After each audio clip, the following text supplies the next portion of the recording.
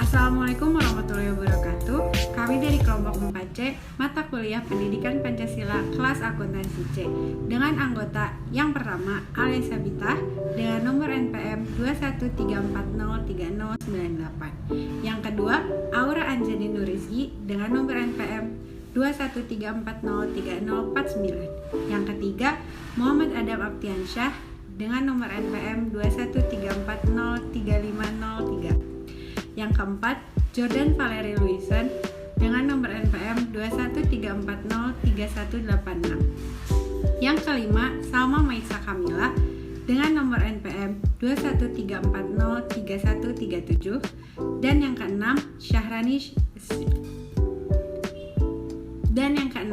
Syahrani Salsyabila dengan nomor NPM 213403162. Dalam kesempatan kali ini kami akan menyampaikan materi tentang Pancasila sebagai dasar nilai pengemban ilmu. Yang pertama, hakikat ilmu pengetahuan yang akan dijelaskan oleh saya sendiri, Alia Sabita dengan nomor NPM 213403098. Pengertian ilmu pengetahuan dan teknologi. Yang pertama, ilmu. Kata ilmu berasal dari bahasa Arab Alima yang artinya pengetahuan. Ilmu adalah pengetahuan. Namun, ada berbagai macam pengetahuan. Ilmu mengandung 3 kategori, yaitu hipotesis, teori, dan dalil hukum. Yang kedua, pengetahuan. Secara etimologis, pengetahuan berasal dari kata dalam bahasa Inggris, yaitu knowledge.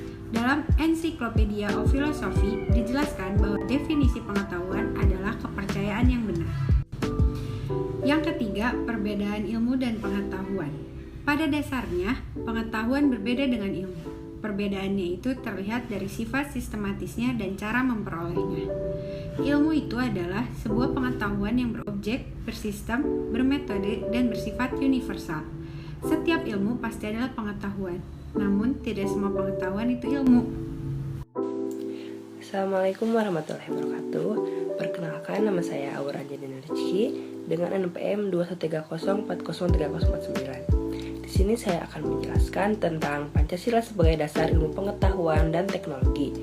IPTEK sebagai asas pembangunan dan bidang pembangunan, maka secara sadar kita memahami betapa pentingnya IPTEK bagi kehidupan bangsa dan negara, terutama dalam menjamin kesinambungan pembangunan nasional. Adapun nilai-nilai Pancasila sebagai ilmu pengetahuan dan teknologi yang terkandung dalam sila-sila Pancasila diuraikan sebagai berikut. Yang pertama, nilai ketuhanan sebagai dasar pengembangan ilmu. IPTEK tidak hanya memikirkan apa yang ditemukan dan apa yang diciptakan, tapi juga harus mempertimbangkan maksud dan akibatnya. Sila ini menempatkan manusia di dalam semesta sebagai pusatnya, melainkan sebagai bagian yang sistematik dan alam yang diolahnya. Yang kedua, nilai kemanusiaan sebagai dasar perkembangan ilmu. Sila ini memberikan dasar-dasar moralis bahwa manusia dalam mengembangkan IPTEK harus dengan cara yang beradab, harus berdasarkan pada hakikat dan tujuan demi kesejahteraan umat, bukan untuk kesombongan dan juga keserakahan. Untuk yang ketiga, nilai persatuan sebagai dasar pengembangan ilmu. Sila ini mendasari bahwa IPTEK hendaknya dapat menumbuhkan rasa nasionalisme, kebangsaan bangsa, serta rasa keluhuran bangsa sebagai bagian dari umat manusia di dunia. Yang keempat, nilai kerakyatan sebagai dasar pengembangan ilmu. Sila ini mendasari bahwa pengembangan IPTEK harus bersifat demokratis, saling memberikan kebebasan dan keterbukaan untuk dikritik maupun dikaji ulang. Yang kelima, nilai keadilan sebagai dasar pengembangan ilmu. Sila ini sebagai dasar pengembangan IPTEK dalam menjaga keseimbangan keadilan dalam kehidupan manusia, yaitu keseimbangan keadilan dalam hubungan dengan dirinya sendiri, manusia dengan Tuhan, manusia dengan manusia lain, manusia dengan masyarakat, bangsa dan negara, serta manusia dengan alam lingkungannya.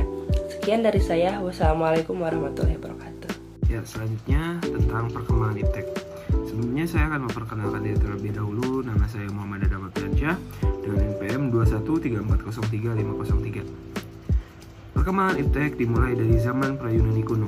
Zaman ini disebut juga zaman batu karena manusia masih menggunakan batu untuk peralatan dalam kehidupannya. Terjadi antara 4 juta tahun sampai 20.000 tahun. Selanjutnya, ada zaman Yunani kuno. bangsa Yunani pada masa ini tidak lagi mempercayai mitologi-mitologi, melainkan bangsa ini juga tidak dapat menerima sikap berdasarkan received attitude atau menerima secara langsung, tapi membutuhkan sikap and acquiring attitude atau sedang menyelidiki sesuatu secara kritis.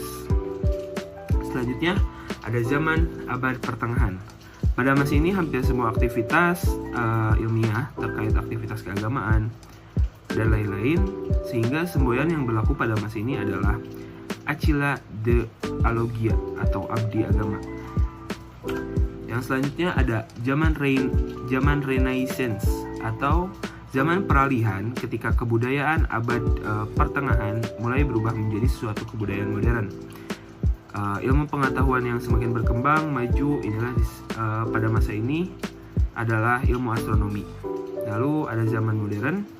Perkembangan ilmu ilmiah pada zaman modern sesungguhnya sudah dirintis dari zaman Renaissance, seperti Rene Descartes yang merupakan ahli ilmu pasti yang menemukan tentang ilmu sistem koordinat sebuah garis lurus yang terdiri dari sumbu X dan Y dalam bidang datar. Dan ada juga Isaac Newton yang menemukan teori gravitasi. Selanjutnya ada zaman kontemporer. Zaman kontemporer ini adalah ditandai dengan penemuan berbagai teknologi canggih, teknologi komunikasi, teknologi informasi, dan termasuk salah satunya adalah yang pesat adalah penemuan komputer dan satelit komunikasi. Dapat disimpulkan bahwa perkembangan iptek saat ini berawal dari dunia barat yang mengakhiri masa kegelapan The Dark Age. Lahirlah era yang disebut dengan sejarah Renaissance, Humanism, ilmu pengetahuan yang semakin berkembang, dan puncak pemikiran manusia yang disebut revolusi industri. Revolusi industri inilah yang merupakan cikal bakal dari adanya teknologi.